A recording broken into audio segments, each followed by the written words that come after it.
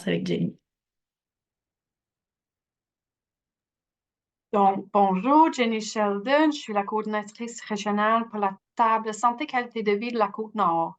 Puis, juste pour votre information, on va commencer prochainement un comité de travail régional sur l'équité, diversité et inclusion. Donc, ça tombe vraiment bien. Génial, c'est super ça. Rosalie. Allô, moi c'est Rosalie Lalongé. Je suis agente de liaison à la concertation locale pour la démarche en développement des communautés du côté de Maria-Chapdelaine. C'est Lac-Saint-Jean. Oui, merci. Juliane. Oui, bonjour. Je suis Juliane Côté, co-coordonnatrice de la Maison des jeunes de Sacré-Cœur située en Haute-Côte-Nord. Super, on voit qu'on se Les connaît. représentants là, de la Votre Haute-Côte-Nord. symbole. Non. Audrey, bonjour. Bonjour, Audrey Michel, je suis agente de soutien et de communication au Comité régional en développement social du Centre du Québec. Bienvenue parmi nous. Yuan, est-ce que tu veux que je lise ce que tu nous as écrit dans le chat? Ça dit agente de développement de mobilisation au comité de coordination, au comité conditions féminines de la baie James. Alors, toute ma bienvenue. J'ai ensuite un carré qui s'appelle équipe. Je soupçonne qui est derrière. Bonjour Gédéon. Bonjour tout le monde. Donc, Gédéon Verreau, je suis conseiller stratégique au Réseau québécois de développement social. Bonjour, Sheba, bonjour tout le monde, bien content d'être là, mais je ne resterai peut-être pas très longtemps. C'est une question qui m'intéresse, mais voilà, je vais être là selon ma disponibilité. Super, merci d'être là. Puis ensuite, il me reste une dernière personne. Le carreau, c'est indiqué les tourneaux. Peut-être pas tout à fait là. Il y en a une autre qui vient de s'ajouter, Raymond Jones. OK, bon. Pas de son, pas de lumière, donc vous vous joindrez à nous quand vous serez capable de le faire. Sur ce, ben, je vais passer la parole à Sheba et à Hugo pour se présenter. Ah, attendez, c'est pas vrai. Nada, il me reste toi. Bonjour tout le monde. Moi, je suis Nada Talbé, responsable de communication et de la vue associative au RQDS. Ravie d'être parmi vous aujourd'hui. Merci d'être là. Voilà, là, c'est vrai. Je vous passe la parole, Hugo Sheba. Merci beaucoup, Hélène. Puis bonjour tout le monde. Merci de nous accueillir ici aujourd'hui.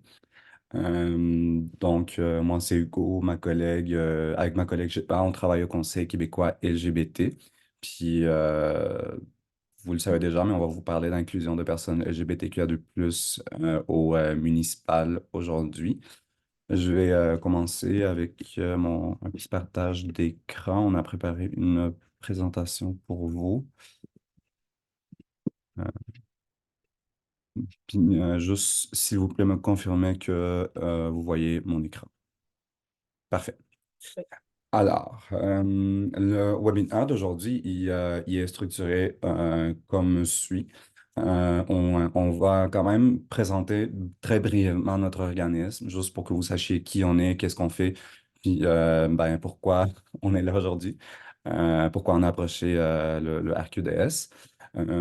Ensuite, on veut juste faire aussi une petite mise au point concernant un peu la terminologie qu'on va utiliser aujourd'hui. On sait que c'est pas accessible à tout le monde. Fait que très brièvement aussi, on va couvrir quelques termes puis acronymes qu'on va utiliser aujourd'hui.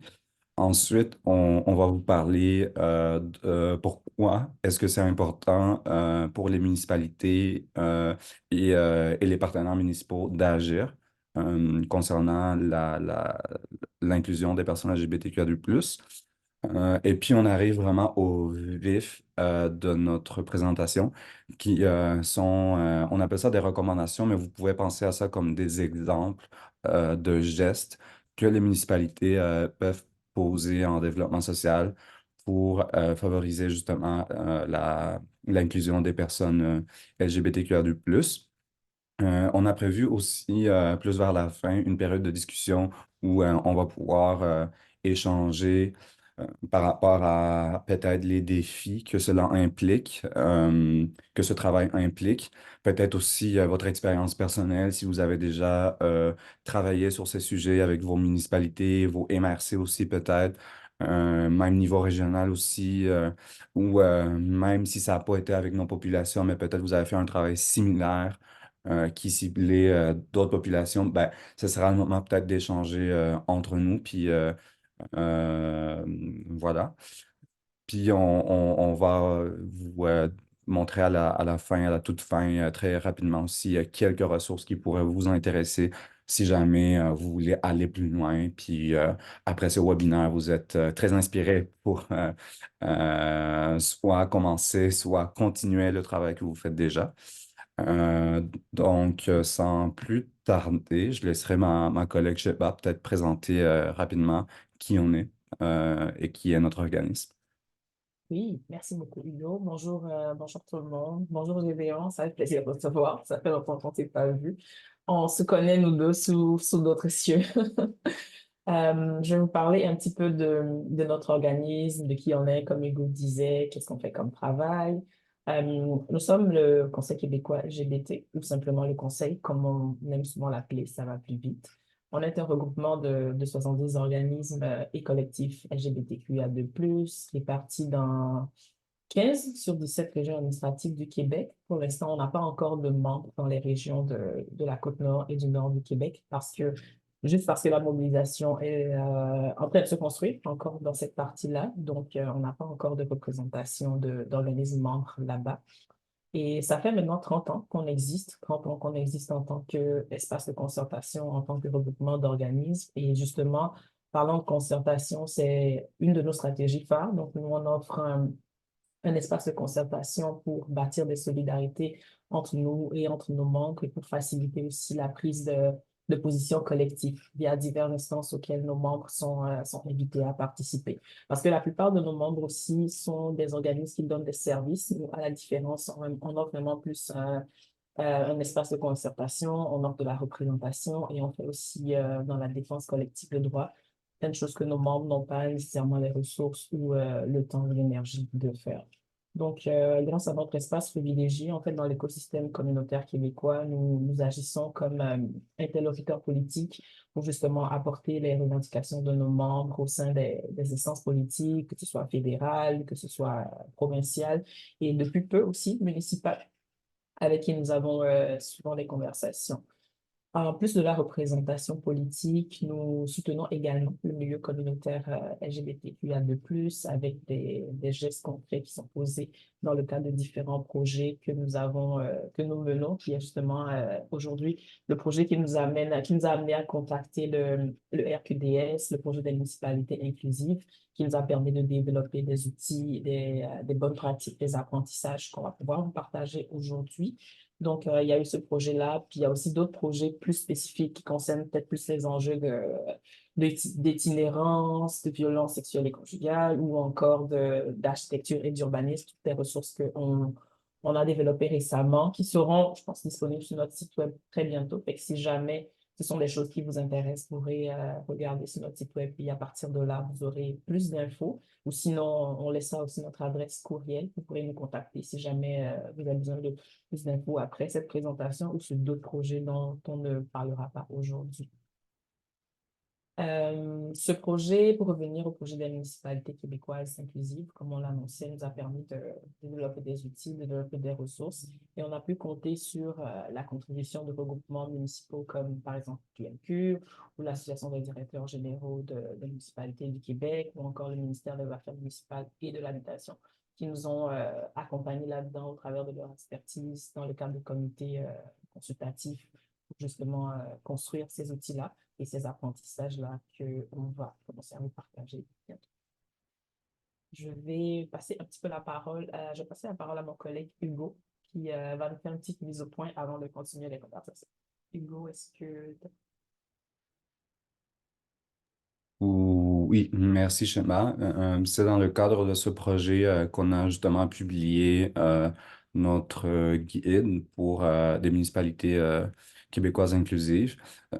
C'est dans le guide que vous allez trouver les recommandations qu'on va un peu essayer de décortiquer aujourd'hui avec vous. Il est accessible sur notre site web. Donc, il suffit tout simplement de aller sur conseil trait d'union lgbt.ca/muni.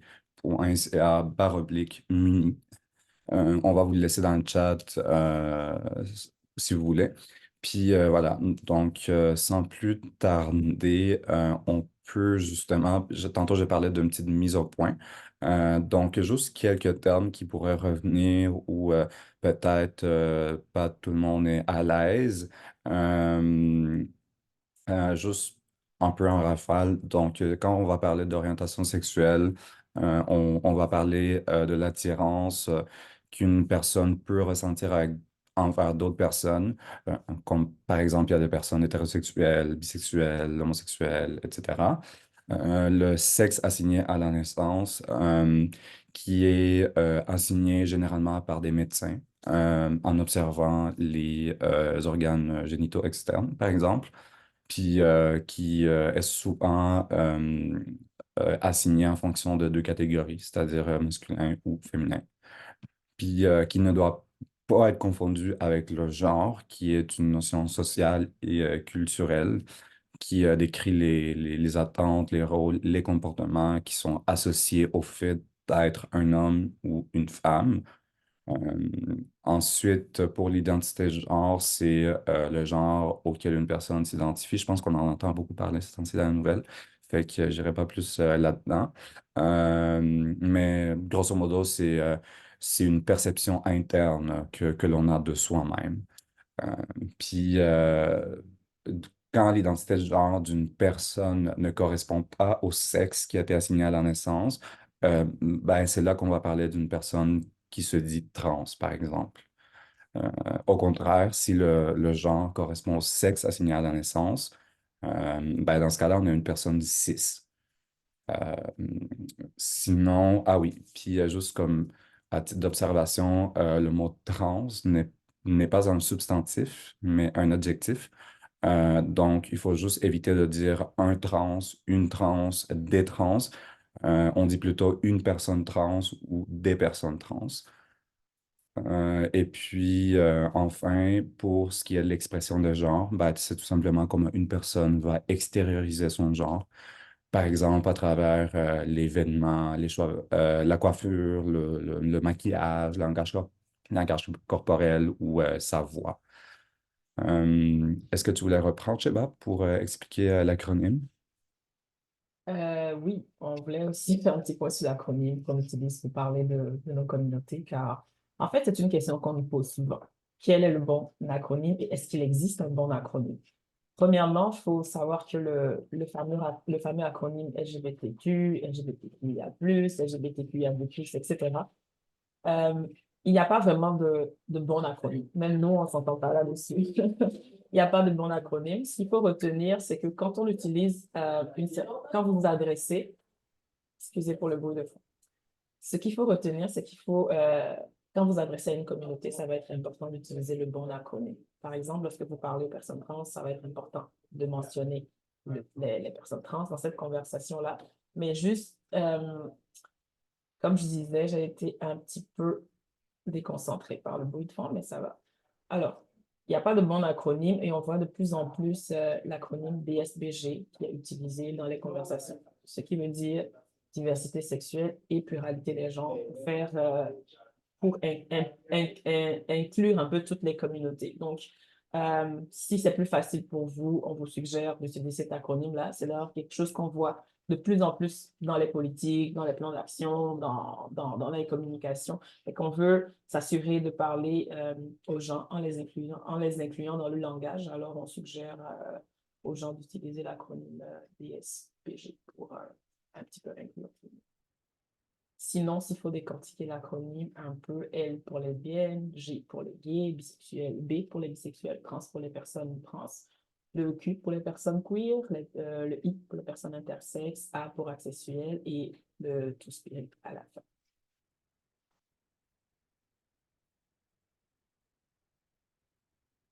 C'était ça pour l'acronyme. Si jamais, on vous l'a déjà mentionné, mais si jamais vous avez besoin qu'on revienne ou qu'on mette plus de temps sur certaines expressions, certaines notions, n'hésitez pas à nous interrompre dans le cadre de la présentation. Ça me ferait plaisir de revenir là-dessus.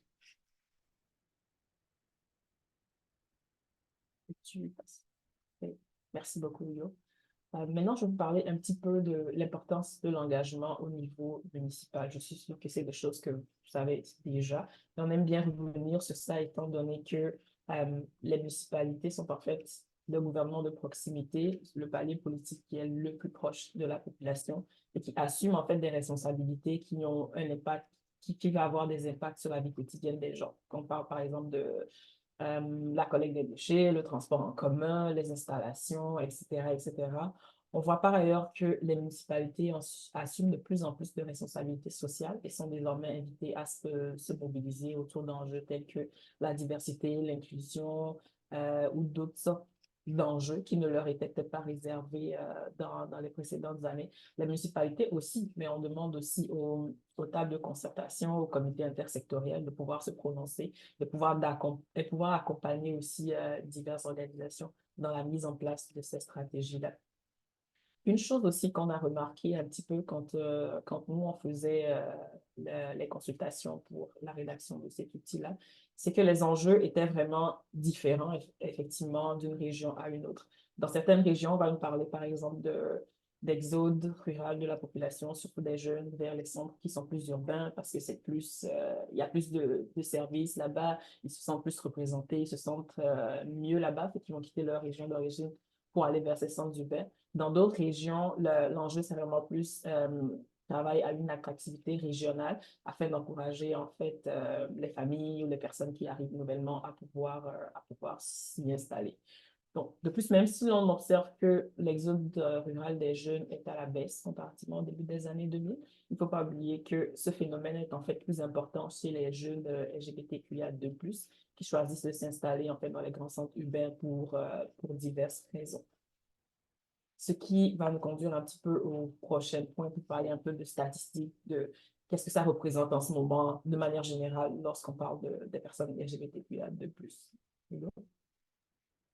Oui, merci, Shepard. Il y a eu une enquête aux États-Unis en 2021 qui a en fait révélé que 20,8% des adultes appartiendraient à la communauté LGBTQIA2+.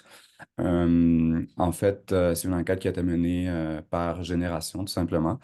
Puis, grosso modo, c'est ça, les jeunes de la fameuse génération Z. Il faudrait croire qu'il y a plus de un jeune adulte sur cinq qui ferait partie maintenant de notre communauté. Euh, Cette augmentation est généralement attribuée au changement d'idéologie dans la société en général, là. Le fait que les gens, en fait, auront tendance à se dévoiler plus et pas parce qu'il y a vraiment une réelle augmentation dans la proportion de la communauté. C'est juste les temps changent, puis les gens se sentent de plus en plus à l'aise justement à se dévoiler comme faisant partie de la communauté. Comme vous voyez, par génération, c'est quand même assez différent, là, mais oui, c'est quand même assez étonnant. Malheureusement, on n'a pas une étude similaire encore qui a été faite ici au Canada, mais tu sais, on peut quand même regarder ces chiffres-là pour regarder un changement de mentalité qui s'opère de plus en plus, même ici aussi. Ce qui est quand même un peu paradoxal aussi si on garde à l'esprit le climat actuel. Tantôt, j'ai parlé de l'actualité.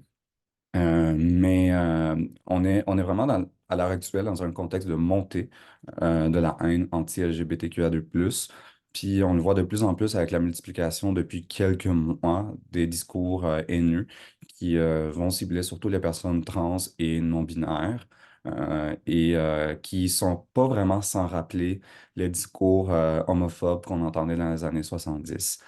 Euh, Puis par ailleurs, Statistique Canada a indiqué que le nombre d'incidents haineux qui ciblent l'orientation sexuelle a doublé en moyenne au cours des 10 dernières années, ce qui est quand même assez étonnant. Donc, ça fait un peu le tour de pourquoi c'est important pour les municipalités d'agir. Puis on dit souvent que en fait la clé, c'est d'être proactif plutôt que réactif, en démontrant par exemple l'engagement via des gestes concrets qui vont aller au-delà d'une motion adoptée en conseil ou d'une déclaration d'ouverture de la diversité, etc. Euh, Ça va en fait renforcer le sentiment d'appartenance à la municipalité chez votre population LGBTQIA+, locale, mais vous allez également vous démarquer au niveau québécois et attirer potentiellement des familles LGBTQIA+, qui souhaitent changer de milieu de vie pour une panoplie de raisons différentes. On va rentrer vraiment dans le vif du sujet, c'est-à-dire nos recommandations.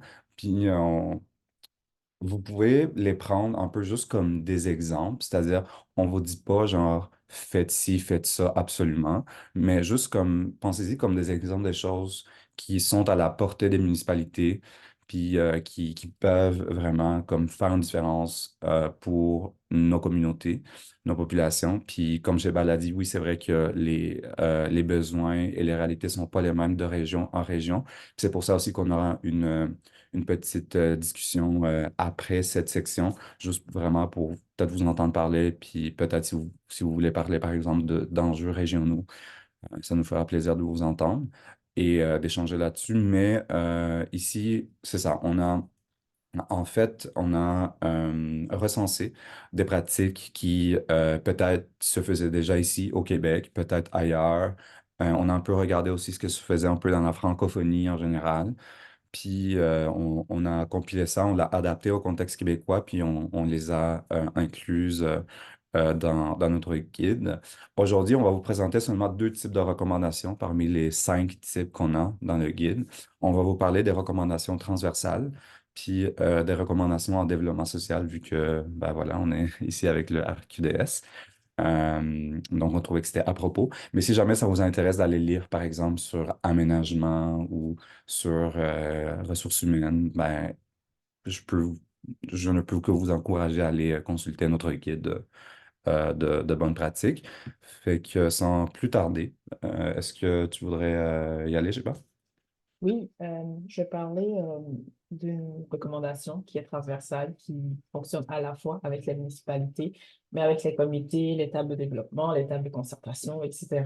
C'est on suggère de désigner une personne qui va être responsable des dossiers LGBTQIA2+.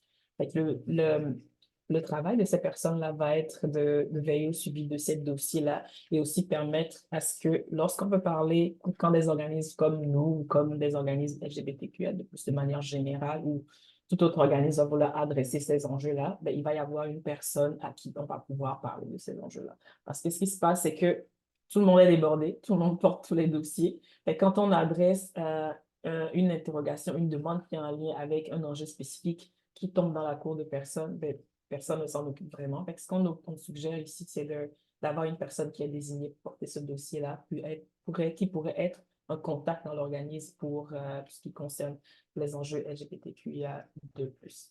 On a aussi regardé un petit peu qu'est-ce qui se faisait au Québec, parce qu'une des choses aussi qu'on a voulu mettre de l'avant dans ce guide-là, c'était les bonnes pratiques d'ici pour motiver les municipalités et les organismes d'ici. Donc, au fil de cette présentation, il y aura souvent des exemples tirés d'ici, comme vous voyez peut-être à l'écran en ce moment, la municipalité de Baie-Comeau qui a nommé une personne, une conseillère municipale responsable des dossiers LGBTQIA2+, avec qui nous avons eu une interaction et mon collègue Hugo a donné, je pense même une consultation en ressources humaines sur comment est-ce que il fallait améliorer ces politiques ou être plus inclusif des personnes LGBTQIA2+.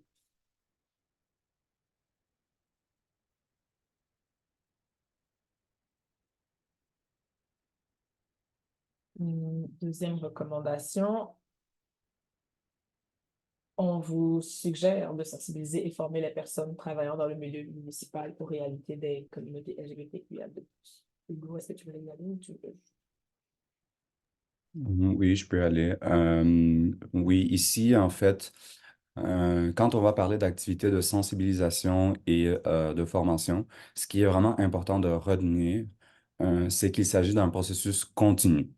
On peut pas vraiment devenir des experts ou des expertes sur une question, puis ça, je pense que je surprends personne quand je le dis ici, là. Mais du jour au lendemain, après une formation, euh, de 3 heures, de 2 heures, peu importe. C'est vraiment, comme j'ai dit, un processus continu. Donc, il faut toujours rester à l'affût, il faut toujours chercher de nouvelles informations. Il y a beaucoup, surtout dans ce qui est les différentes causes sociales, ça évolue aussi assez rapidement. Fait que, c'est très important justement d'aller chercher des informations, d'aller participer à par exemple, des webinaires comme celui-ci d'aujourd'hui, aller à des conférences, des colloques, etc. Euh, donc, il faut que les activités soient récurrentes et aussi qu'elles abordent les enjeux LGBTQIA2+, sous différents angles. Qu'est-ce que je veux dire par là? C'est que on va souvent parler des personnes LGBTQIA+, comme étant juste un grand groupe monolithique, mais en vérité, il y a des personnes dans nos communautés qui sont des personnes en situation d'itinérance, des personnes qui sont des personnes aînées, des personnes qui sont des personnes issues de l'immigration, en situation de handicap, etc. Donc, c'est aussi très important de chercher l'information sur ces différentes sous-communautés, si je peux les appeler comme ça.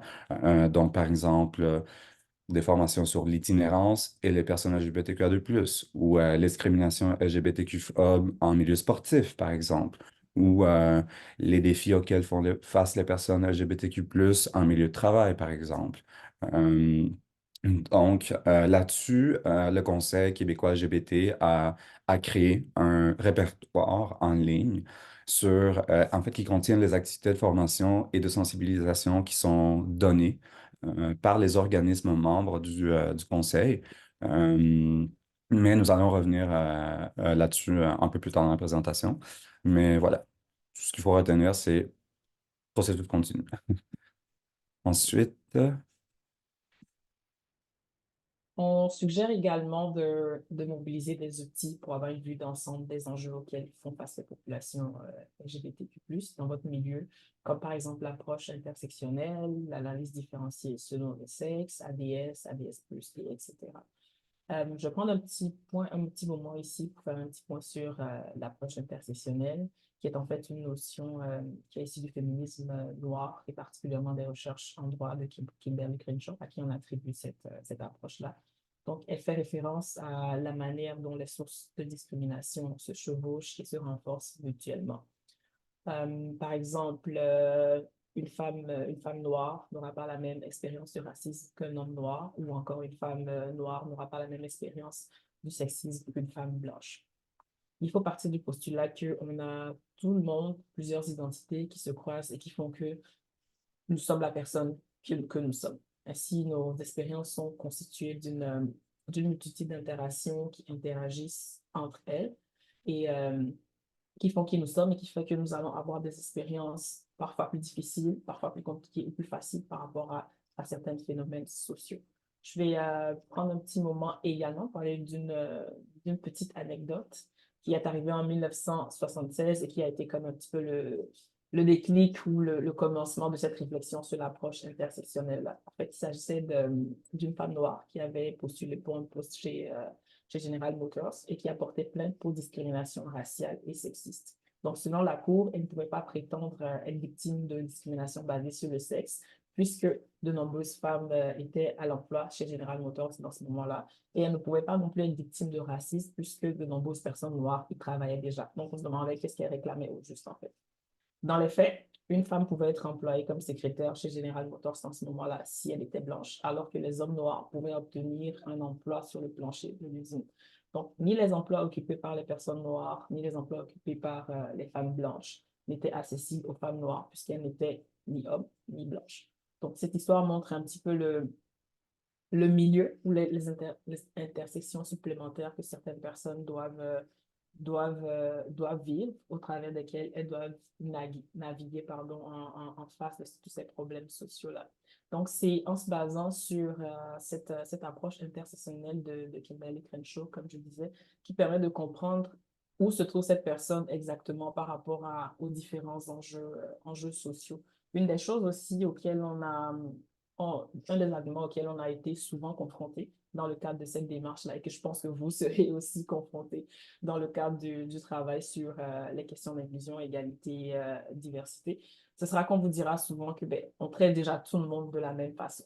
Ce qui, à la base, n'est pas mauvais, ça vient d'une bonne place, on veut inclure tout le monde, mais le danger aussi, en voyant tout le monde de la même façon, c'est qu'on ne voit pas nécessairement les difficultés supplémentaires qu'une partie de la population peut vivre pour avoir accès à certains services sociaux. Merci, Shema. Puis moi, je vais prendre juste un petit moment aussi pour revenir sur l'ADS+. J'imagine qu'ici, c'est des contextes c'est des concepts qu'on doit quand même assez bien connaître. Fait que c'est juste assez rapidement en guise de rappel. Donc, l'analyse différenciée selon les sexes, on peut le voir comme un processus d'analyse qui va essayer de prendre en compte justement les réalités différentes dans la mise en place de projets, des programmes, de politiques publiques, politiques municipales, par exemple, puis qui va en fait essayer de visualiser en amont, puis c'est ça vraiment la clé de l'ADS, là, c'est vraiment, on essaie de trouver des solutions en amont aux effets pervers que des programmes ou des politiques pourraient avoir sur les personnes. Puis on est vraiment dans une optique d'égalité homme-femme avec l'ADS. On est c'est né de ça, en fait. Puis le plus qui vient s'ajouter, ben, vient un peu rajouter cette optique intersectionnelle de dire comme, OK, oui, les hommes et les femmes, mais il y a des femmes racisées, il y a des hommes racisés, des femmes de minorités sexuelles aussi, en situation de handicap, etc. Donc, justement, cette idée-là de penser aux personnes comme ayant des identités multiples et qui peuvent parfois subir des discriminations qui sont le résultat justement du croisement de ces identités-là, un peu comme l'anecdote que Sheba vient de raconter. Euh, Juste à titre d'exemple, sur comment, OK, parce qu'on parle souvent ADS+, c'est important, mais comment est-ce qu'on applique ces concepts-là, par exemple, dans l'adoption des politiques publiques ou politiques municipales, euh, plus spécifiquement. Je ne sais pas si vous avez déjà entendu parler du déneigement égalitaire. Euh, pour faire court, il y a une ville en Suède qui a voulu appliquer l'ADS à sa politique de déneigement, tout simplement. Puis, ils ont fait des observations, puis ils ont eu quelques constats, notamment que généralement, ce sont les femmes qui vont amener les enfants à l'école avant d'aller au travail, que c'est aussi généralement les femmes qui vont agir à titre de proche-aidante ou que les femmes se déplacent généralement à pied ou en transport en commun. D'un autre côté, la politique de déneigement de la ville priorisait souvent les plus grandes artères et les, les routes en général, plus que les trottoirs. Donc, on a essayé de changer les priorités de la ville en allant maintenant déneiger en premier les trottoirs, surtout ceux qui étaient proches, par exemple, des écoles ou des CHSLD ou voilà. Puis on a remarqué deux choses tout de suite. C'est que déjà, il y avait moins de chutes, qui crée aussi moins de pression sur le système de santé, mais aussi il y avait moins d'accidents. Parce que maintenant, les automobilistes étaient habitués à rouler sur une route qui parfois n'était pas déneigée. Donc, ça les incitait à la prudence. C'est un peu ce qu'on retient de cette expérience-là. C'est comment on a voulu appliquer l'ADS pour regarder s'il y avait des effets pervers sur les femmes, mais finalement, ça a comme bénéficié à toute la communauté. Euh, pour l'ADS+, ben, c'est un exemple qui est très d'actualité, je dirais. On en parle beaucoup ces temps-ci, je pense, dans les médias. Les fameux vestiaires universels, puis je parle ici vraiment de vestiaires et pas de toilettes, mais vraiment les vestiaires universels, dans lesquels il y a une zone commune pour tout le monde, avec des cabines individuelles pour se changer. Puis, ce qu'on retient aussi de cet exemple-là, c'est que quand on applique ce genre de mesures, il y a une réduction de la discrimination qui va être liée, par exemple, à l'identité ou à l'expression de genre. Euh, il y a aussi une amélioration des expériences des familles et des parents qui accompagnent des enfants de genres différents. Il y a aussi une organisation plus simple pour les responsables de groupes scolaires mixtes ou même dans les camps de jour aussi. Il y a aussi un accès qui est simplifié pour les personnes à mobilité réduite ou non-voyantes qui ont besoin d'être accompagnées. Donc, bref, voici des exemples de comment on peut appliquer l'ADS et l'ADS+, disons, aux politiques municipales. Mais je laisserai peut-être Sheba prendre la parole pour la prochaine section. Merci Hugo. Aux politiques municipales aussi, mais aux projets, aux plans d'action, aux plans de développement, etc. Et que c'est vraiment un outil qui peut répondre à des besoins assez diversifiés dans les différents dossiers qu'on gère. Je vais vous parler maintenant des recommandations qui sont en lien avec le développement social. Et une des premières choses qu'on suggère, en fait, c'est d'inclure les enjeux LGBTQIA de plus dans les politiques, et ainsi que dans les divers plans d'action qui vont résulter de ces politiques-là. Ce qu'il faut faire, en fait, c'est que pour bien commencer, il va falloir inclure les organismes LGBTQIA de plus en amont de l'élaboration de ces différentes politiques, de ces différents plans d'action-là, pour justement bénéficier de leur expertise lorsque la réflexion est partie et pas juste au moment où la politique est déjà écrite, le plan d'action est déjà prêt, puis on les invite pour leur présenter ces projets, ces plans d'action-là. Donc, il va falloir inclure ces organismes-là, ces personnes-là, dès le début de la réflexion, pour justement nous assurer d'avoir le moins d'angle mort possible en rédigeant ces plans d'action et ces politiques-là sur ces enjeux, justement.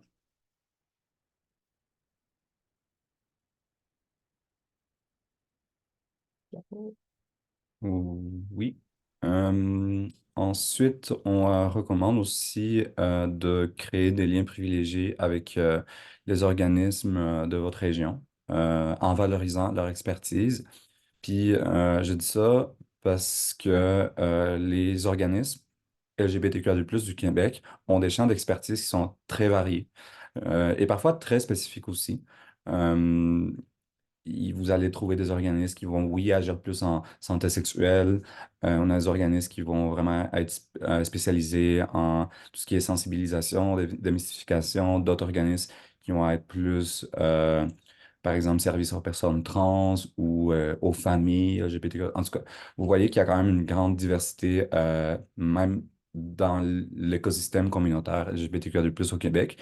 Puis, les personnes qui travaillent dans ces organismes ont des bagages académiques et professionnels qui sont aussi très diversifiés. Donc, vous allez trouver souvent des intervenants psychosociaux, des sociologues, des juristes, des politologues, des chercheurs, j'en passe. Ce qui a contribué aussi au développement d'une très riche bibliographie concernant les enjeux de nos communautés qui demeure généralement accessible d'ailleurs au grand public. Donc, vous pouvez aller chercher cette expertise-là en allant rencontrer tout simplement ces organismes et en les sollicitant lorsqu'il est temps de prendre des décisions ou d'élaborer des programmes, des politiques, en les consultant vraiment en amont, comme Sheba a dit tantôt. Et puis, comme exemple, la ville de Saguenay, par exemple, interpelle régulièrement un organisme qui s'appelle Diversité 02 pour avoir des conseils concernant les enjeux locaux de la région, qui est un organisme en fait qui dessert le Saguenay-Lac-Saint-Jean. Euh, Puis en ce moment, ils travaillent conjointement sur la mise à jour de la politique de développement social de la ville de Saguenay, par exemple. Oui, on suggère également d'offrir un soutien financier aux organismes LGBTQ+ de votre région, si cela vous concerne. Sinon, le soutien que vous pouvez offrir aux organismes concernés prendre plusieurs formes, que ce soit leur permettre de venir travailler dans vos locaux, leur louer un local à moindre coût, repartager leurs publications, diffuser les ressources que ces organismes-là créent. En fait, le soutien, comme je disais, que vous pouvez apporter à ces organismes-là peut être vraiment multiforme. Dans le cas des municipalités, ce qu'on a suggéré aux villes, c'est de vraiment, après avoir pris contact avec les organismes, de les informer sur leur politique de reconnaissance pour que ces organismes-là puissent être reconnus par la ville, pouvoir bénéficier des enveloppes que la ville va pouvoir donner. Et une chose aussi que vous pouvez faire si vous n'êtes pas un organisme qui donne du financement, ce serait peut-être d'accompagner ces organismes-là dans la démarche de reconnaissance auprès de leur municipalité pour pouvoir bénéficier des ressources, avoir accès à un local éventuellement et pouvoir juste être dans la base de la municipalité quand on va parler organismes communautaires. Et justement, on est quand même conscient que l'enveloppe accordée aux municipalités ne correspond pas vraiment aux responsabilités et à tout ce qu'on leur demande, mais ne serait-ce que la sous-location d'un bureau ou le repartage ou l'accueil d'une activité qui va être organisée par ces groupes-là, ça va grandement décharger ces organismes-là. D'ailleurs, je ne vous apprends rien dans le milieu communautaire. Le milieu communautaire est grandement sous-financé. Et selon d'ailleurs un rapport de l'Institut de recherche et d'information socio-économique, l'IRIS, paru en 2022, 53% des organismes LGBTQIA2+ au Québec sont affectés par le sous-financement. Et ça, c'est comme une réalité qui est partagée par plusieurs organismes communautaires dans le fond. Puis cette réalité est aussi assez exacerbée au niveau des groupes LGBTQIA2+, ceci étant dû au fait que cette action communautaire-là a pris du temps pour être financée aussi en raison du fait que les relations de personnes LGBTQIA2+ ont été reconnues plus tard dans l'écosystème, ce qui fait que ça a affecté aussi l'historique de financement de ces organismes-là. En fait, de manière générale, même le financement par projet est un type de financement qui épuise les organismes, qui leur demande d'être continuellement dans l'innovation, dans la recherche de nouvelles actions. À chaque fois, il faut rédiger un nouveau projet, il faut présenter quelque chose de nouveau. Fait que, ce qui est vraiment suggéré dans cette recherche-là, c'est d'encourager les organismes à mettre en œuvre leur mission plutôt qu'à chaque fois de s'essouffler dans la course au financement pour pouvoir trouver de nouveaux projets. Mais on dit ça en étant encore, comme une fois, très consciente et très consciente du fait que les ressources soient très limitées pour les organismes dans l'action communautaire de manière générale au Québec et que cela impacte aussi le milieu communautaire LGBTQIA+. Ce qui nous amène à la prochaine recommandation. Oui, la prochaine recommandation, c'est de s'assurer que les organismes sont invités à siéger sur les tables de concertation qui vont porter, par exemple, sur le vivre ensemble et les enjeux sociaux, ou bien soutenir la création de telle instance si elle existe pas déjà. L'exemple qu'on met de l'avant pour cette recommandation, c'est la ville de Gatineau qui réserve des sièges aux organismes LGBTQIA2+ locaux. En ce moment, il y a un organisme, membre du conseil, qui siège au comité. Puis prochainement, il y aura un deuxième organisme, je crois, qui devrait être invité également à siéger. Donc, c'est une très bonne pratique. Puis c'est valide pour les instances municipales, mais également au niveau des MRC, vu qu'il y a les tables de développement social dans plusieurs MRC ou même à niveau régional aussi, c'est possible. Il y a plein d'organismes qui ont aussi une vocation régionale et pas juste euh, dans une ville quelconque. Pour la prochaine recommandation.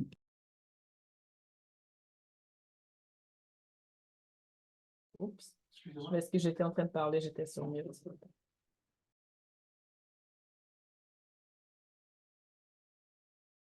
Bon, les joies du télétravail aujourd'hui. La prochaine recommandation, c'est qu'on vous suggère de vous assurer que les programmes d'aide aux populations marginalisées puissent tenir compte aussi des réalités des personnes LGBTQIA2+. C'est comme Hugo disait précédemment, ces personnes sont partout. Ce sont les aînés, ce sont les personnes migrantes, ce sont les femmes, ce sont les personnes autochtones, ce sont les personnes qui sont en situation de handicap, en situation de précarité, etc. Ce qui nous ramène encore une fois à la pertinence de la notion d'intersectionnalité lorsque nous concevons des programmes, lorsque nous concevons des politiques. Par ailleurs, d'ailleurs, selon les données de l'enquête SAVI LGBT de la chaire de recherche sur la diversité sexuelle et la pluralité des genres, 14% des personnes cisgenres LGBTQ+, ont un faible revenu et le pourcentage s'élève à 30% chez les personnes trans. alors que lorsqu'on regarde donc, au niveau de la population générale, ce taux est de 9,9% au Québec, selon les données du gouvernement. Donc, c'est pour montrer un petit peu, encore une fois, le fait que il y a certaines situations qui sont plus accrues pour les personnes LGBTQIA de plus parce elles vont vivre une oppression de plus par rapport à la population générale. Et on notera que cette tendance contribue notamment à augmenter le pourcentage de nos communautés qui sont en situation d'itinérance, par exemple. Et d'ailleurs, les données qu'on a actuellement disent qu'entre 20 et 40% des personnes de la DSPG sont en situation d'itinérance. Donc, ça va être aussi important de considérer cet enjeu-là lorsqu'on fait les programmes, les projets d'aide aux populations de manière générale aussi.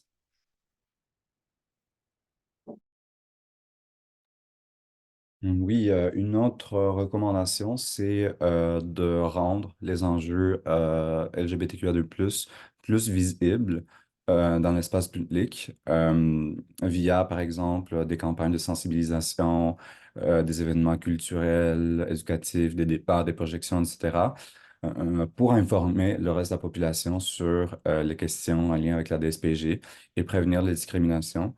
Euh, Encore une fois, on peut juste mettre l'accent sur le lien avec les organismes LGBTQIA+, de votre région ou de votre municipalité, parce que ce sont des choses qu'ils font peut-être déjà et depuis très longtemps.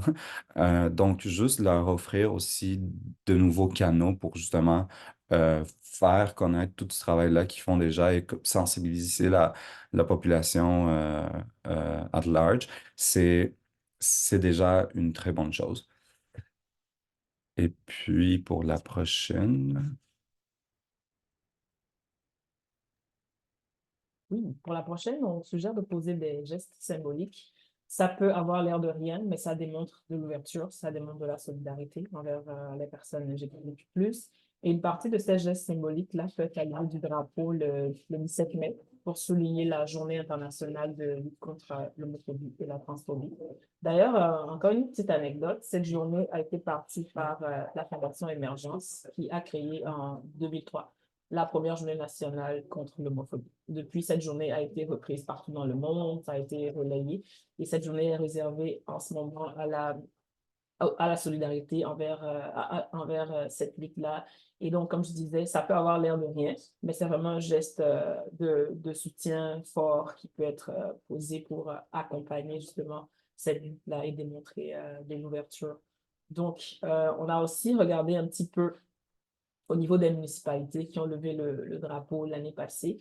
La réponse est qu'il y a eu 249 municipalités qui ont été documentées comme ayant posé, par exemple, ce geste fort-là pour démontrer cette solidarité.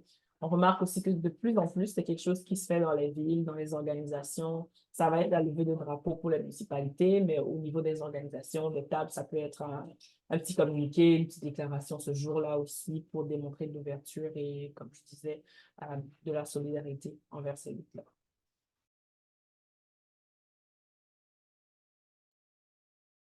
et puis on arrive à notre dernière recommandation en développement social qui est de célébrer la fierté.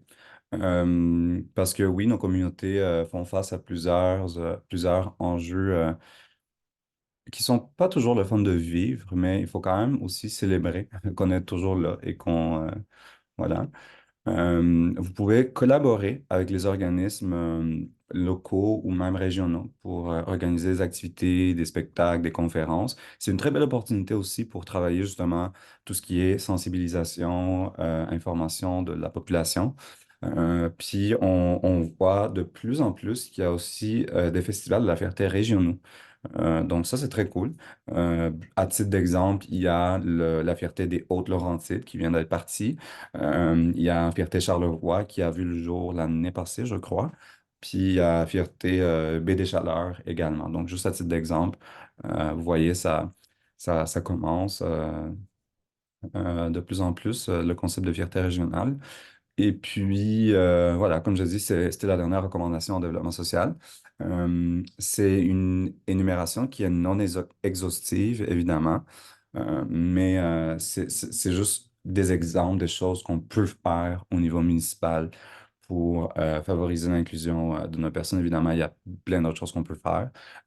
Et justement, on arrive à la partie où on peut en parler.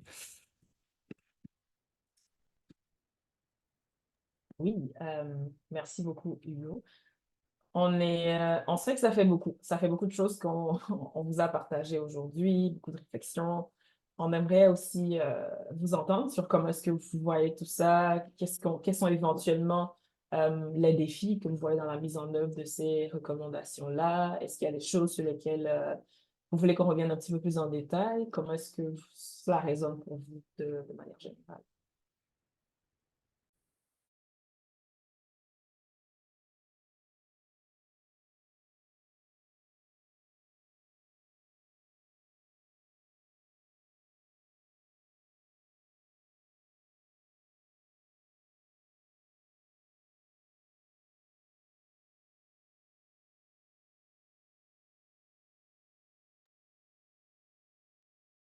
Sinon, oui, Hélène.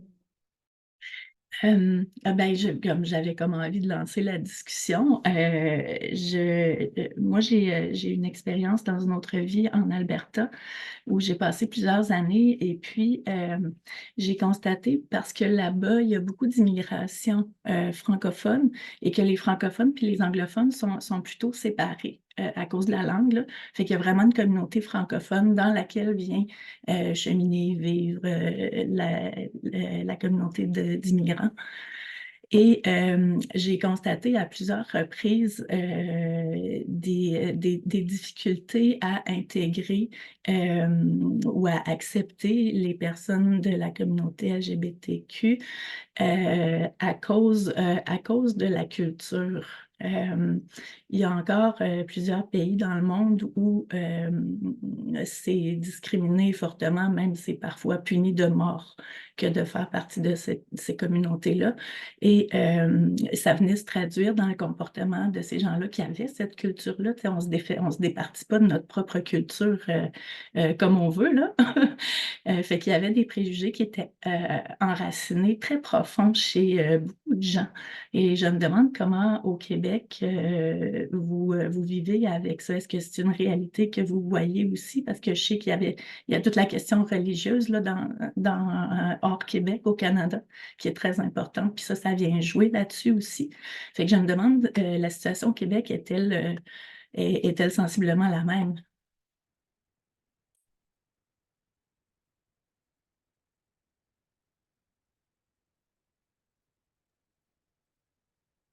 Je suggère peut-être on laisse plus la place ici à la personne qui est partie dans le webinaire avec nous, comme avoir un échange, Je trouve changer un petit ça, peu. je trouve ça intéressant, Hélène. Puis moi, ça m'apporte une autre lunette aussi parce que moi, j'ai vécu 3 ans en Amérique centrale, puis c'est quelque chose qui a été très difficile pour moi. Et ça a été frappant. Moi, il a fallu à certains moments que je me taise parce que j'étais pas chez nous, même si moi, je me sentais chez nous, puis qu'il fallait que je comprenne que l'ouverture d'esprit, ça venait d'accepter les différences de culture aussi. Moi, je pensais que j'avais l'ouverture d'esprit absolue parce que j'acceptais tout, mais d'accepter tout, c'est d'accepter qu'il y a certaines personnes qui n'acceptent pas tout. Puis, on a une nouvelle réalité aussi, justement, avec, par exemple, nos nouveaux arrivants. Parce que ça me fait penser à ça un petit peu ce que tu dis, Hélène. Tu sais, on a beaucoup de travailleurs étrangers, des nouveaux arrivants, des cultures, des religions différentes. Puis ça peut être un choc assez gros pour eux. Puis moi, de mon côté, des fois, tu sais, ça peut être c'est difficile de notre côté de leur expliquer ou tu sais, de la part de nos organisations ou même sur les tables ou dans les événements de pas on ne veut pas brusquer personne, mais en même temps, on veut les informer. Donc, parce que c'est sûr qu'on a comme l'aspect population qui a grandi ici, qui est comme habitué avec nous de monter des marches. Puis là, on a des personnes qui viennent d'arriver, que c'est comme un gros boom. Est-ce que vous avez des recommandations ou quelque chose qui pourrait être facilitant pour notre nouvelle communauté, en fait? Parce que on va avoir, comme Hugo disait aussi, des nouveaux arrivants qui vont être dans la communauté qui ne savent même pas qu'ici, on a la communauté qui pourrait être super pour eux, qui pourraient enfin découvrir cette communauté-là, ou bien il y a beaucoup de préjugés de leur côté aussi. Donc, comment on pourrait apporter cet aspect-là de façon quand même égalitaire parce qu'on ne veut pas non plus séparer les Québécois nés ici. Donc, c'est toujours, je trouve, cet enjeu-là qui est difficile entre l'égalité, l'équité, mais que tu veux transformer l'information puis la donner quand même.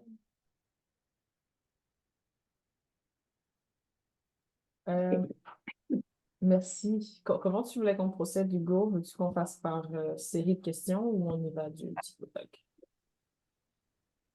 J'aurais envie de vous proposer de départager l'écran pour qu'on puisse se voir durant la discussion. On pourra y revenir après. Oui, pour répondre à ta question, je commencerai peut-être par demander à Audrey, est-ce que c'est en réaction à l'intervention de Rosalie ou c'est une question différente? C'était pas, ben, c'est en lien, mais c'était pas une réponse. À poser une question, Rosalie, j'avais pas de réponse à sa question, mais moi, je voulais amener une réaction, en fait, à l'intervention d'Hélène et de Rosalie, puis de dire oui, c'est sûr que notre esprit va aux différences culturelles qu'on peut connaître avec les populations immigrantes, mais je ne négligerai pas les Québécois pure laine, pour le dire comme ça, parce que moi, je connais un élu en milieu rural qui a des valeurs très conservatrices et qui ne serait pas du tout ouvert au type de recommandations qui ont été faites aujourd'hui. Fait que, tu sais, je pense qu'il ne faut pas oublier ça, qu'il y a une différence aussi en milieu urbain et en milieu rural. Et en milieu urbain également, on les retrouve, ces gens-là. Oui, on a fait d'énormes progrès, mais je vous ramène à juste pas si longtemps de ça, tout le tapage médiatique qu'il y avait au sujet des drag queens qui vont faire des heures du compte dans les bibliothèques municipales. Puis c'était pas nécessairement des immigrants qui s'opposaient à ça. Hmm. Donc C'est c'était mon grain de sel. Mais c'est très intéressant ce que tu dis, Audrey. Ah, je me permets de te tutoyer, Ah, mais absolument. oui, c'est vraiment intéressant parce que nous, dans le cadre du projet, on est allé à la rencontre de plusieurs municipalités partout au Québec. En fait, on a sondé les organismes membres du Québec. On leur a dit, voici, on a développé des outils. Est-ce que vous aimeriez qu'on vienne présenter ça à vos municipalités dans votre région? Donc, on s'est promené un peu partout. On a été au centre du Québec, on a été en Abitibi, au Saguenay. Parfois, c'était par visio, parfois, on s'est vraiment déplacé. Puis c'est vrai que parfois, la réception, généralement, c'était très positif, mais oui, c'est vrai on a vu parfois que la réception était plutôt sceptique. Puis un argument qui était souvent avancé, puis je ne sais pas si ça va résonner chez vous dans le travail que vous faites, mais souvent, on disait, ah, mais la population de la ville est peut-être pas prête à ça, peut-être qu'on n'est pas rendu là. Fait que je sais pas si c'est quelque chose que vous avez peut-être déjà vécu aussi dans vos régions, dans vos municipalités, puis comment vous avez peut-être surmonté ce genre de défi.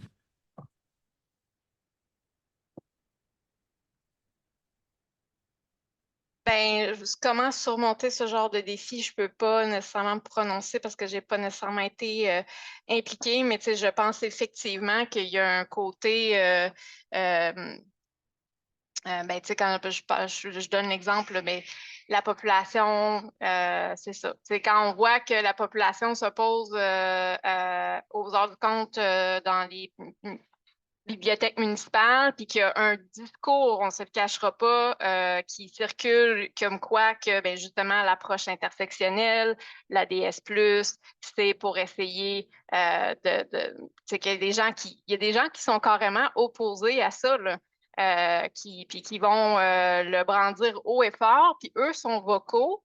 Fait que c'est sûr qu'après ça, ben, l'élu municipal qui veut adopter une politique inclusive, ben, il a peut-être peur de recevoir du backlash, tu sais, parce que c'est ces gens-là qui sont vocales. Fait que la réponse de comment on fait, ben, je n'ai pas la réponse parce que je pense qu'il faut être plus vocal nous-mêmes, mais comment le faire pour le faire d'une bonne manière, d'avoir la même visibilité sans nécessairement prendre les mêmes tactiques qui sont peut-être pas toujours adéquates des gens qui sont opposés à ces politiques-là. Fait que, tu sais, c'est un peu... Je n'ai pas de réponse. J'ai juste plus de questions. Mais oui, je pense que ce qu'il faut savoir aussi, ou ce qu'il faut accepter, c'est que le changement, ça prend du temps avant de venir. Puis, par exemple, l'exemple du conseil municipal, la municipalité, il va y avoir des élections aux 4 ans, il va y avoir du roulement. Fait que si ce n'est pas ancré comme étant un programme ou une stratégie ou quelque chose qui est important pour l'administration, pour le politique, aux 4 ans, ça va changer. Ou un plan d'action va arriver à terme, on va se dire, OK, on a essayé, on n'a pas les ressources pour aller là-dedans, ou on a d'autres enjeux qui ont plus de visibilité, qui sont plus vocaux en ce moment. D'ailleurs, c'est une des choses aussi auxquelles on a été opposé pendant qu'on parlait d'inclusion avec les municipalités. Il y avait tout l'enjeu du logement, des questions de transport, etc., etc. Fait que c'était comme, il y a beaucoup de défis en ce moment. Fait que comment est-ce qu'on fait pour vous donner de l'énergie? Comment est-ce qu'on peut travailler sur ça aussi, en plus des 42 000 dossiers qu'on a déjà? Fait que je pense qu'il y a aussi ce travail à faire OK, le changement prend du temps, mais il faut que ça commence à partir de quelque part. Moi, j'ai envie de vous dire que ça va être important de continuer à faire de la sensibilisation, autant pour les personnes d'ici que pour les personnes qui viennent de s'installer ici, parce que ces personnes-là n'ont jamais probablement été confrontées à ces réalités-là. Elles vont souvent parler en regardant de par leur expérience, de par leur chapeau. Donc, ce qu'elles vont dire va être en lien avec ce qu'elles connaissent le plus. Donc, ça va être important de faire ce travail de sensibilisation, de déconstruction, parce que le plus difficile, c'est de déconstruire et de reconstruire après. Quand désapprendre, c'est plus compliqué que d'apprendre, en fait, dans tout le parcours qui concerne les enjeux sociaux de manière générale.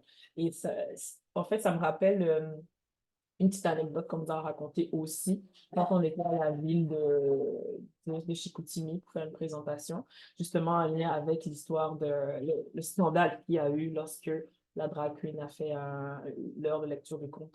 En fait, les personnes qui s'opposaient le plus à ça ou qui ont parti un scandale n'étaient même pas des personnes qui habitaient dans la ville. C'était des gens d'une autre municipalité qui ont pris le temps de se déplacer pour venir se plaindre de quelque chose qui se passe dans une autre municipalité qui n'est pas la leur. Fait que généralement, c'est pas les personnes sur les réseaux sociaux qui ont tendance à amplifier ce discours un peu négatif, ce discours anti-genre. Généralement, ce sont les personnes qui parlent le plus. Ça va être un petit groupuscule d'individus qui vont avoir l'espace, qui vont avoir la lumière, qui vont être le plus écoutés par rapport aux choses qui sont plus positives que la municipalité va faire, qui va être des affaires d'inclusion. Mais ces personnes-là vont avoir plus de tribunes. Et là, peut-être que l'administration ou l'élu va se dire, ah, ben, ça, c'est les personnes qui parlent le plus. Peut-être que ces personnes ne font même pas partie de son électorat, mais c'est difficile à savoir ça. Fait que c'est normal qu'il y ait des réticences, des réticences ou des défis pour aller vers des actions de ce genre-là. Mais comme on a l'habitude de dire, ça prend du temps à déconstruire, ça prend du temps à réapprendre ensemble, collectivement. Et des petits gestes, aussi simples que ce soit la levée du drapeau. On ne demande pas nécessairement de faire une politique exclusive pour les personnes LGBTQIA+, ou de bâtir un projet exclusif pour les personnes LGBTQIA+. Ça, c'est notre travail à nous. C'est nous qui allons faire ce genre de choses-là. Mais ce qu'on demande, en fait, c'est dans le travail d'inclusion que vous faites déjà, d'une façon ou d'une autre, essayer d'inclure aussi ces réalités-là. Pour lorsque, par exemple, on parle je vais continuer avec l'exemple de personnes nouvelles arrivantes. Lorsqu'on parle à ces populations-là, parce que parmi ces populations-là, il y a aussi des personnes LGBTQIA de plus qui ont justement dû quitter leur pays en raison de discriminations, de lois pénalisantes qu'il y avait dans leur pays. C'est aussi important de les représenter dans l'offre de services qui est donnée, dans le discours et dans la façon de s'adresser aussi à ces populations-là. Et pour les personnes qu'on va appeler québécois de l'aide, je ne sais pas si je le dis bien, québécois de pure souche, ben, ça va être aussi que ces personnes n'ont peut-être pas été exposées à l'information de plus tôt. D'expérience, je sais que les gens, ils ne savent juste pas. Puis, les gens le savent. Plus les gens ne savent pas, plus ils vont être dans une boucle aujourd'hui avec Internet, les algorithmes qui vont continuer à leur montrer la même chose que ces personnes-là ont l'habitude de voir. Fait, généralement, les gens ne savent juste pas. Moi, je ne suis pas la bonne info. Et que ça va être aussi un travail de plus ou un fardeau de plus pour nous d'aller déconstruire ces idéaux-là puis apprendre ensemble collectivement en tant que société. pour rebondir un peu sur ce que tu dis, je sais pas, je crois que ça avait été démontré justement que les gens qui ont des attitudes les plus hostiles envers les personnes homosexuelles, par exemple, c'est des gens qui n'en côtoient tout simplement pas. Fait que c'est vraiment en côtoyant des personnes issues de la diversité, peu importe c'est quoi, c'est-à-dire ça peut être des personnes issues de l'immigration ou des personnes euh, LGBTQ+. Ben, c'est ça. Puis c'est pour ça aussi qu'on entendait justement ces discours-là de exode rural, puis de comme. Parce que ça affecte quand même de manière plus importante les membres de nos communautés qui ont très souvent envie de quitter pour une différentes sortes de raisons leur milieu natif. Mais comme Sheba disait, ça passe vraiment par l'information. Puis tout ce qu'on peut recommander, c'est par exemple, si vous voyez des études qui sortent, si vous voyez vraiment aller chercher les chiffres, parce que je pense que c'est ça aussi qui me va beaucoup marquer l'esprit des gens. Il y a un exercice qu'on faisait aussi par exemple, quand on se déplaçait dans une ville, il y a une étude de la Fondation Jasmin Roy qui était sortie, je pense, en 2019, qui estimait à peu près à 13% le pourcentage dans la population canadienne qui était LGBTQIA2+. Évidemment, il y a comme des difficultés méthodologiques avec ce genre d'études parce que c'est vraiment de l'autodévoilement, puis il y a des gens qui vont juste refuser de dévoiler leur identité pour des raisons très diverses. Mais si on prend juste ce 13%-là, on faisait souvent l'exercice comme, OK, dans cette ville, il y a tant d'habitants, ben, ça veut dire que vous avez tant de personnes qui font partie de la communauté. Parce que parfois, c'était aussi, ah, ben, chez nous, il n'y en a pas.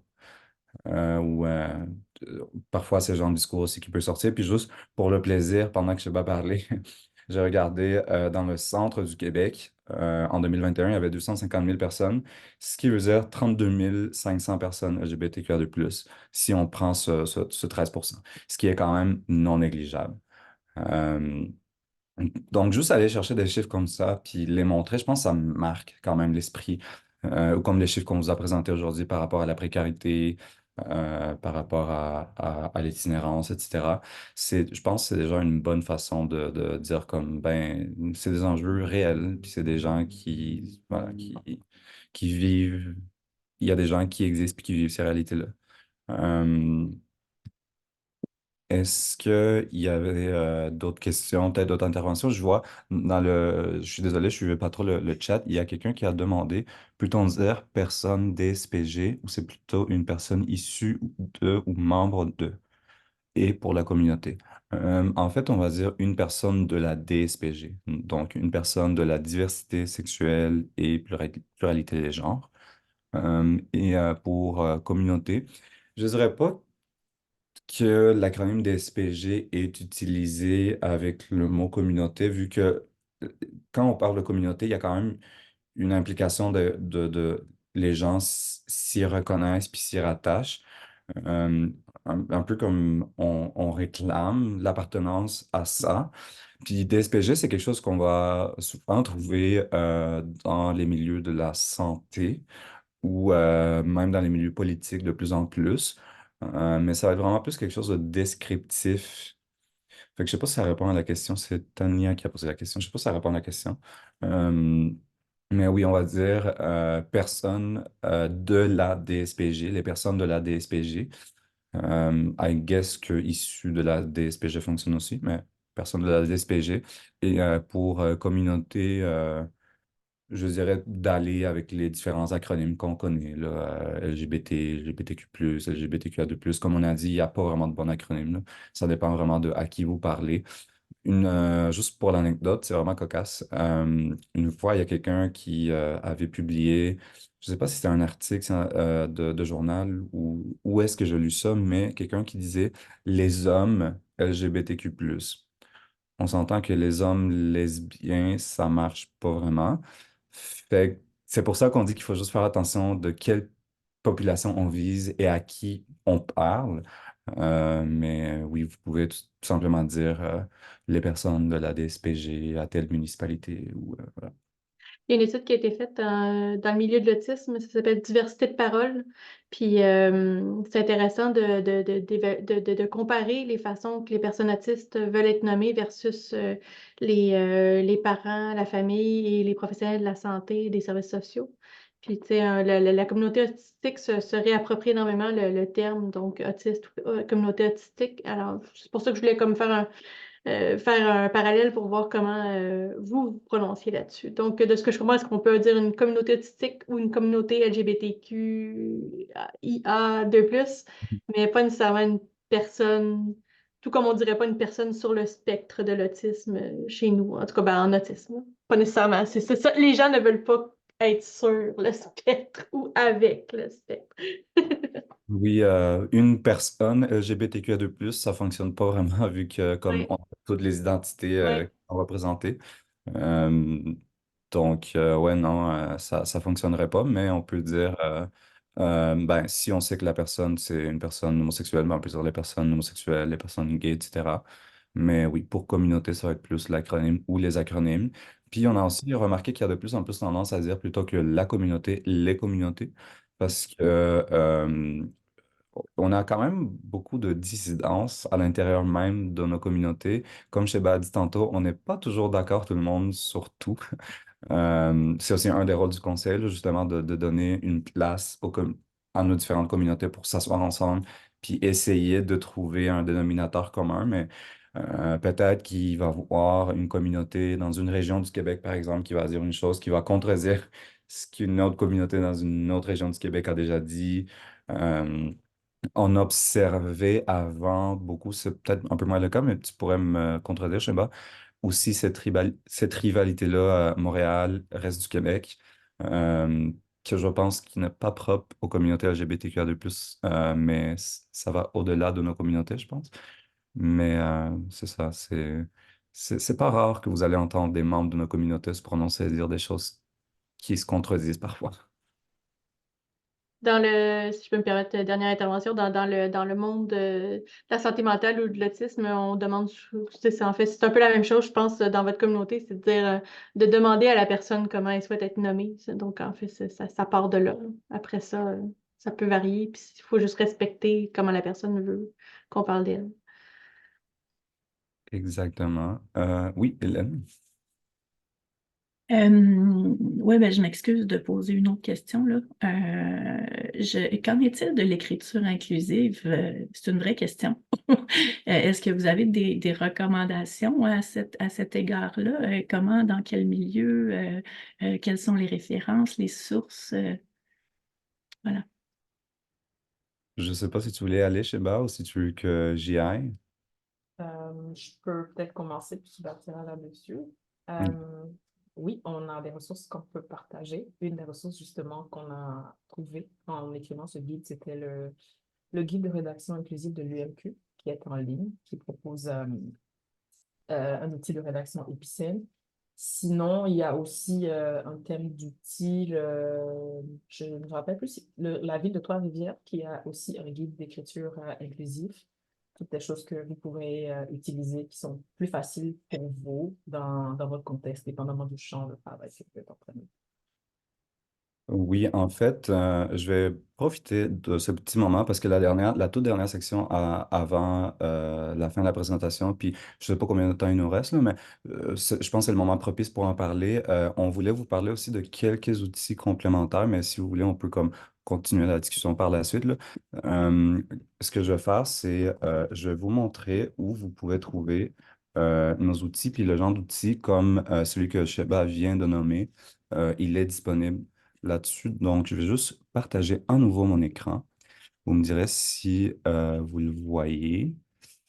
Donc, si vous allez sur conseillLGBT.ca/muni, vous allez trouver la page du projet.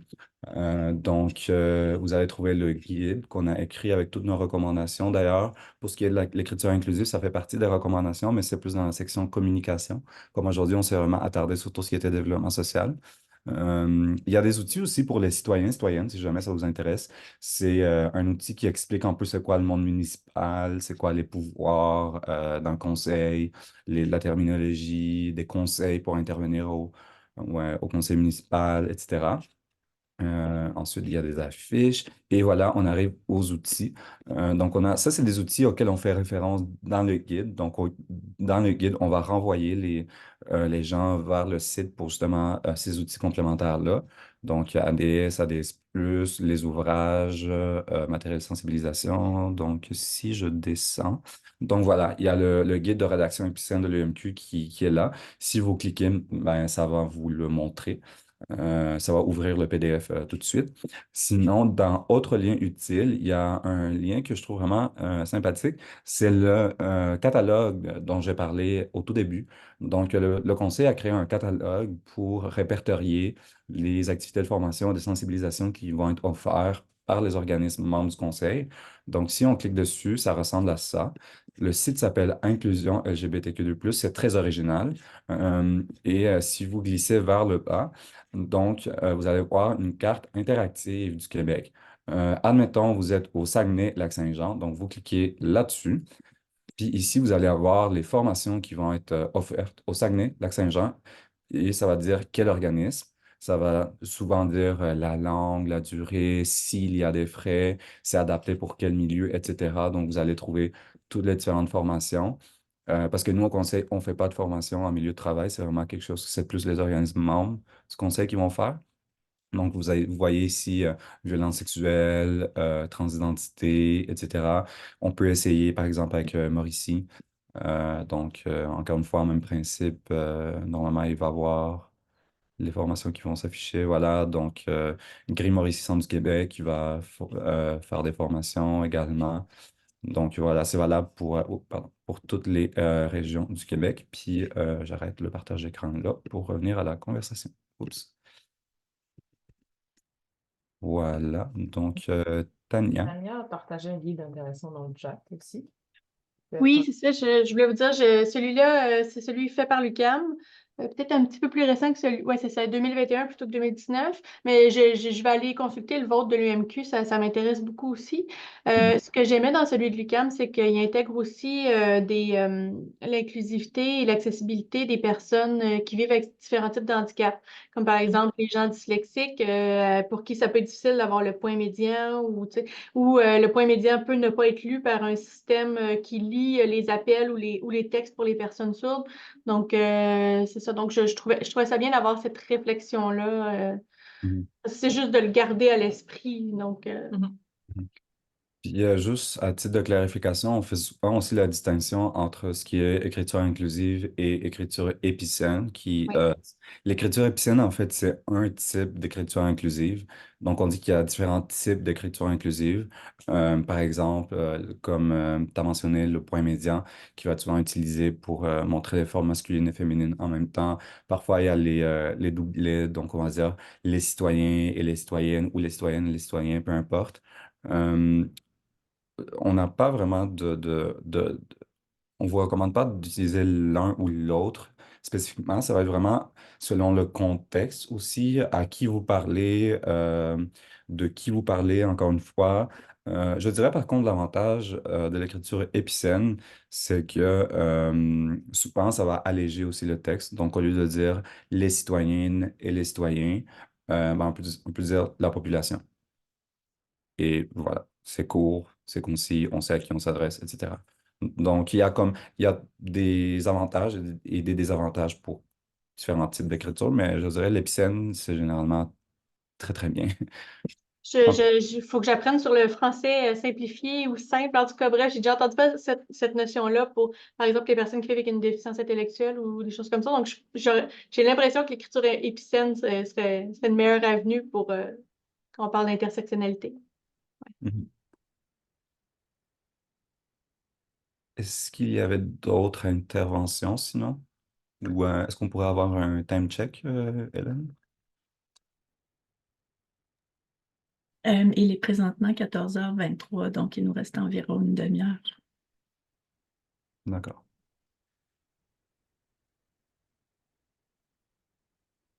Sinon, je sais pas, qu'est-ce que tu en dis pour revenir peut-être au défi? On avait une diapo qu'on n'avait pas montré. Euh, les défis et pistes de solutions. Est-ce que Mhm. tu aimerais la présenter? On a été, en faisant un petit peu les consultations, en parlant de municipalité, il y a différents types de défis qui nous ont en fait été rapportés, qui se rapportent aussi très bien à nos différents milieux de travail présents ici aujourd'hui. Et le premier défi, c'est la question du temps. Le personnel est débordé, on a beaucoup de choses à faire, on n'a pas vraiment le temps de se concentrer sur une nouvelle stratégie. Donc, ce qu'on suggère dans ce cas de figure, c'est de démontrer aux gens, c'est pas, on va pas on va pas recréer la roue. En fait, le travail d'inclusion, le travail de desservir tout le monde, de rejoindre tout le monde se fait déjà. Il faut juste avoir à l'esprit cette lunette intersectionnelle-là pour vous assurer que toutes les personnes sont rejointes en prenant en compte les intersections auxquelles ces personnes-là doivent, les différentes réalités auxquelles ces personnes-là doivent faire face. Donc, on n'est pas en train de recréer la roue, on va juste améliorer le travail qui se fait déjà. Et ce qu'on suggère aussi, c'est vraiment de montrer, comme vous disiez, des statistiques, des choses qui peuvent, des données qui peuvent montrer aux gens que ce dont on est en train de parler, c'est vraiment la réalité, ça sort du sentiment et des interprétations subjectives de tout le monde. Par exemple, avec certains élus, on a un des arguments forts qu'on a utilisé, ben, c'est les gens sont de plus en plus visibles. C'est sûr que dans la génération de la Gen Z, il y a de plus en plus de personnes LGBTQIA+, et ces personnes-là sont celles qui vont voter dans quelques années. Fait que si vos politiques ne les rejoignent pas, ça, c'est votre base d'électeurs aussi. Et de moins en moins de personnes qui sont dans votre base auront peut-être le temps d'aller voter ou pas. Mais sinon, ces personnes-là sont des personnes qui vont voter, ce sont ces personnes qui vont contribuer à l'économie locale, ce sont ces personnes-là qui vont s'engager, qui vont faire vivre la vie municipale. Fait que si elles ne sont pas représentées dans qu'est-ce qu'il y a comme service, qu'est-ce qu'il y a comme stratégie qui est mise en place, bien, ces personnes-là vont peut-être juste aller faire vivre une autre ville, une autre table de concertation, un autre milieu. Également, le piège de tout le monde est traité de manière équitable. Donc, comme je disais, c'est bien de ne pas voir les couleurs, de ne pas voir les difficultés, puis de travailler à desservir tout le monde de la même façon. Mais le piège avec ça, c'est qu'en faisant ça, on ne tient pas compte des besoins spécifiques, des réalités, des obstacles supplémentaires que les personnes doivent vivre, soit en raison de leur identité de genre, soit en raison des questions de capacités, d'handicap visible ou invisible, de race ou d'origine ethnique, pardon, etc. Fait que si on dessert tout le monde avec la même politique bateau, on a vraiment beaucoup plus d'angles morts pour rejoindre les personnes qui sont à la croisée de plusieurs réalités. Une question aussi, c'est celle du coût, parce qu'on est aussi conscient que la réalité dans le milieu communautaire est on nous demande vraiment de faire beaucoup de choses avec très peu de ressources. Fait qu'à un certain moment, il va falloir prioriser sur où est-ce qu'on a plus d'énergie, jouer un petit peu à un Tetris organisationnel et budgétaire pour nous assurer que, ben, on arrive à patcher un petit peu tous les bouts de la chose. Fait qu'on suggère vraiment de miser sur les choses les actions qui ne coûtent pas de l'argent, comme par exemple demander à une personne d'être responsable des dossiers LGBTQIA+, ou partir en comité, ou inviter les personnes, les organismes LGBTQ de votre milieu pour prendre leur expertise, ou des actions qui sont faciles, des gestes symboliques, la levée de drapeau, une déclaration de solidarité sur votre site web, ou dans le cadre des journées comme le 17 mai. Ça, c'est comme toutes les actions qui sont gratuites, qui offrent aussi l'avantage de faire en même temps de la sensibilisation et qui ne demandent pas un Tetris budgétaire et organisationnel à faire. Également, je parlais aussi de l'enjeu du roulement du personnel et des élections, surtout pour les municipalités, mais aussi pour les organismes qui sont dans l'écosystème, parce qu'on travaille avec ces municipalités-là. Si, par exemple, on n'arrive pas à sécuriser, je veux dire comme ça, une enveloppe budgétaire et que l'équipe en place change et a d'autres priorités, c'est sûr qu'on perd cette enveloppe budgétaire-là. Donc, une des choses qu'on nous a aussi dit, c'est le roulement du personnel. Les élections à 4 ans, quand ce n'est pas la priorité, ben, ce n'est pas la priorité, on ne va juste pas travailler là-dessus. Donc, on mise vraiment sur des actions qui peuvent être sur du long terme. Si on crée une habitude ou une pratique je vais encore le dire, de lever le drapeau, de démontrer de la solidarité, ben, j'ai du mal à voir une administration qui va arriver en place, qui va se dire, ah, ben moi je pense qu'on ne va pas faire ça cette année, on n'a pas le temps, ou ce n'est pas important.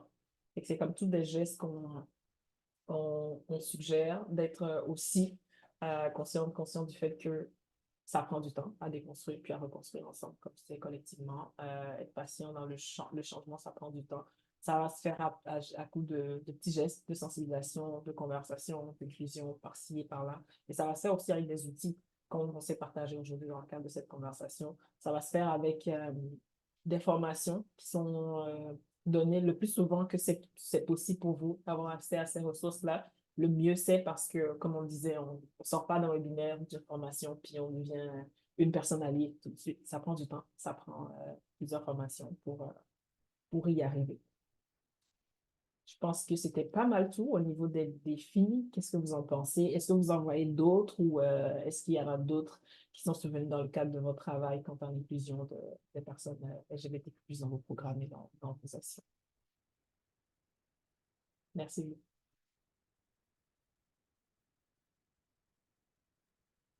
Moi, j'ai une petite intervention. C'est juste que, tu sais, des fois, dans nos réflexions, on veut tellement bien faire que c'est dur aussi on a tout le temps le questionnement, est-ce qu'on en fait trop? Fait que je pense que c'est vraiment important des fois aussi de se référer à nos ressources. Et moi, ça m'éclaire des pistes, par exemple, je donne un exemple, on a une table de concertation, violence dans les relations intimes. Est-ce que là, on a changé violence conjugale parce que c'est pas nécessairement un couple, c'est deux personnes qui ont une relation intime. Puis là, on veut inclure beaucoup la communauté LGBTQ+. On veut vraiment ouvrir le terme de relation intime, que c'est vraiment tout le monde. Mais on n'avait pas nécessairement, on ne savait pas nécessairement comment l'aborder. Fait que je pense que c'est important d'aller se servir des organismes qui sont les experts en la matière plus que nous. Puis parce qu'on n'a pas toute la chance de les avoir sur nos instances de concertation. Tu sais, par exemple, si moi je pense à la diversité 02, on est un peu loin. On est au moins à 2 heures de route, mais au moins si on peut faire des contacts puis avoir de l'aide via Internet ou le téléphone, je pense que ça peut nous aider parce que, veux pas, on aimerait ça que ça soit partout comme ça, tu sais, sur toutes nos instances de concertation, qu'on ait toujours, tu sais, quand vous avez dit une personne ressource cette personne-là, moi, j'imagine qu'il a la lunette de. Donc, peu importe ce qu'on parle ou une activité, il faut avoir cette lunette-là et rapporter sur la table, oui, mais on pourrait-tu, blablabla, pour être sûr d'être dans notre lunette d'inclusion. Ou par exemple, encore là, sur nos chantiers de travail d'inclusion sociale, de toujours penser à la lunette LGBTQ+. Donc, c'est vrai, d'avoir le réflexe peut-être, de développer le réflexe. Puis, ça, je sais pas, quand tu nous rappelles que c'est tranquillement mais sûrement, mais c'est vrai. Puis, tranquillement, ça change même à des endroits où on pensait que ça allait jamais changer. Il y a des petits pas là, qui se font, puis je pense qu'il faut continuer d'utiliser nos ressources, puis de s'informer pour essayer de sensibiliser, puis d'éduquer aussi comme on peut. Mais non, on peut pas, c'est pas trop. Oui, on est rendu là, comme on dit tranquillement, mais sûrement tout, tout, tout s'apprend. Définitivement. Il y a aussi des organismes qui desservent des territoires plus grands. Si jamais il y a un organisme, contactez le plus proche de vous, si c'est dans leurs ressources, puis si elles ont les possibilités, elles vont vous desservir. Sinon, il y a aussi des organismes nationaux. Donc, il y a une portée d'action au travers de tout le Québec qui peuvent apporter aussi ce genre d'expertise-là. Puis c'est vraiment ça la clé, juste garder à l'esprit que il y a des gens dont c'est leur réalité, puis qu'ils ont l'expertise de ces enjeux-là, qui vont plus être à même de vous conduire un petit peu plus là-dedans. Puis, c'est ça, c'est un travail continuel et il faut commencer de quelque part si on veut y arriver un jour. Et, si jamais vous vous posez la question, est-ce qu'on a un organisme ou des organismes dans ma région? Vous pouvez nous écrire tout simplement à info@conseillLGBT.ca. Je l'ai mis dans le chat. Si jamais vous voulez savoir, peut-être vous ne les connaissez pas, ben, on peut vous mettre en contact. Nous, on est en contact régulier avec tous nos membres. Donc, ça nous fera plaisir voilà, de vous relayer vers eux. Sinon, s'il n'y avait plus d'interventions ou de commentaires, de questions, ça fait pas mal le tour pour nous, pour ce qu'on avait préparé pour vous. Euh, donc, encore une fois, si vous aimeriez entrer en contact avec des organismes de votre région ou même des organismes nationaux avec des missions très spécifiques, vous pouvez toujours nous écrire. puis on vous mettra en contact. Sinon, ça nous a fait énormément plaisir. Merci d'avoir été là aujourd'hui, puis merci encore à Hélène de nous avoir invités justement dans cet espace-là. On espère vraiment que ça vous a servi, puis que ça, au-delà de la motivation, parce que je sais que l'intention est là, mais que vraiment vous allez pouvoir passer à quelque chose que vous allez pouvoir mettre en œuvre dans votre région. Fait que de mon côté, c'est tout. Je sais pas si vous voulez rajouter quelque chose, je sais pas. Oui, juste dire que on enverra ou on a déjà envoyé la présentation. Puis si jamais on peut aussi vous joindre le guide pour les personnes qui veulent aller plus en détail sur d'autres types de recommandations, voir l'outil. Sinon, il est aussi sur notre site web, donc n'hésitez pas à aller le télécharger. Oui, Jenny? Oui, j'aurais juste une petite question pour la fin. En fait, comment devenir membre du conseil? Là, vous avez dit tantôt au début qu'il n'y a pas d'organisme en Côte-Nord encore. Je sais qu'il y a un organisme qui œuvre dans le monde LGBTQ. Donc, comment qu'on peut faire est-ce qu'ils peuvent tout simplement rentrer en contact avec vous? Est-ce qu'il faut qu'ils soient incorporés? Est-ce qu'il y a tout un processus à suivre? Oui, je pense que ma collègue qui est en charge du réseau des membres avait déjà parlé avec cet organisme-là. Ah oui, OK, À date, c'est parfait. un comité, si Oui, la dernière mise à c'est jour. plus Oui. un comité citoyen en fait à ce moment, oui. OK. Fait que je pense qu'elles sont en train de parler pour voir les possibilités parce que généralement, nos membres sont soit des organismes LGBT+, puis dans certains endroits où il n'y a pas d'organismes LGBT+, c'est vraiment des organismes qui desservent aussi, qui ont des programmes significatifs pour nos Mhm. communautés. Donc, ce qu'il faut faire, c'est juste aller sur notre site web et remplir la section devenir membre. Puis après, c'est transmis au CA qui va prendre une décision là-dessus. OK, bon, mais c'est parfait, merci. Ça fait plaisir. Bon, ben, il ne me reste plus qu'à vous remercier énormément. Ça a été une super belle présentation. Vos outils sont magnifiques, facilement accessibles. Alors, j'espère qu'on va tous, et plus largement que le groupe qui reste à ce moment-ci, pouvoir les consulter là, quand on va diffuser la fiche synthèse. Nada précisait que c'est sur notre chaîne YouTube que ça va être diffusé. On pourra envoyer le lien là, dans une infolette. Là. Je vous recommande de vous abonner à l'infolette parce que notre site web, il y a beaucoup de difficultés. Il agonise en ce moment. Ça fait que juste le temps de faire la transition, on va passer par notre chaîne YouTube puis l'infolette. Donc, ça sera à votre disposition sous peu. Dans le chat, il y a quelqu'un, Juliane, dit: Je vous écoutais attentivement. Merci pour ces échanges et informations. J'ai préféré garder le silence par souci de confidentialité pour la clientèle adolescente qui fréquente notre milieu. Il pourrait assurément aller visionner le webinaire et faire des liens puisque la localité est petite. Un grand merci encore. Donc, je pense que ça rejoint tout le monde. Donc, grand merci et bonne fin d'après-midi. Merci beaucoup. Merci, au revoir. Au revoir. Merci, à bientôt. Et au revoir.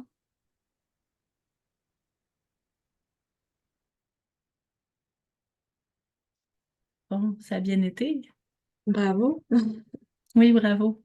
C'est une très belle présentation. Vous êtes content, Hugo, Sheba? Oui, Oui. on a beaucoup apprécié les interactions, la conversation aussi. Ça me permet aussi d'apprendre sur d'autres réalités, par exemple sur l'autisme et le croisement aussi avec nos populations qui peut, comme on disait aussi, résulter en une intersection de plus qu'il faut prendre en compte justement. Ne serait-ce que dans le cadre de l'écriture inclusive, par exemple. Oui. Nous aussi, ça nous apporte. On a adoré, mais on a aussi appris aujourd'hui. Bon, ben, c'est un webinaire réussi. Moi, je suis très contente, en tout cas. Donc, merci beaucoup. Donc, on se tient au courant, puis gardons le contact. C'est bien précieux pour nous autres aussi. Merci, bonne fin de journée. Merci. Merci tout le monde. Salut, au Merci, revoir. Tania. Au revoir. Bye bye. Salut.